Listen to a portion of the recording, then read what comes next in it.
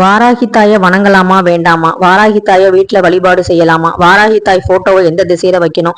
வாராகி தாய்க்கு அபிஷேகம் பண்ணணுமா, செலை வைக்கணுமா? இப்படி நிறைய கேள்விகள் இருக்கும். எது உங்ககிட்ட இருக்கோ அதை வச்சு நீங்க பூஜை பண்ணாலே வாராகி தாயோட கருணை நமக்கு கண்டிப்பா கிடைக்கும். இன்னைக்கு தேய்பிரை பஞ்சமியில ஆதி வாராகி சுயம்புவா தோன்றின அம்மா பாத்தீங்கன்னா எந்த கோவில்ல இருக்காங்க, எந்த ஊர்ல இருக்காங்க, 4 யுகத்துக்கு முன்னாடி தோன்றின அந்த ஆதி வாராகிய பத்தி தான் இன்னைக்கு நம்ம லாங் வீடியோல பார்க்க போறோம். நீங்க படம் வச்சு கும்பிட்டாலும் சரி, சிலைக்கு அபிஷேகம் பண்ணாலும் சரி, பண்ணாவிட்டாலும் சரி, அம்மனுடைய அருள் நிச்சயம் இருக்கும் அப்படின்னா கண்டிப்பா நமக்கு கிடைக்கும். அப்படிப்பட்ட அற்புத தாய் தான் வாராகி அம்மா. பில்லி சூனியம் ஏவல் கடன் தொல்லை நோய் நொடிகள்ல இருந்து காப்பாற்றக்கூடிய அந்த சுயம்பு ஆதி வாராகி நமக்கு மட்டும் இல்ல பிரம்மனுக்கே கருணை காட்டியவள்.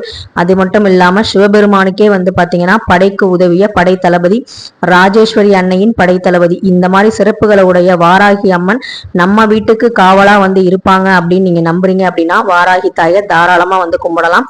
கருணை தெய்வத்தை பத்தி இன்னைக்கு லாங் வீடியோல கண்டிப்பா நீங்க மிஸ் பண்ணாம பாருங்க. நன்றி.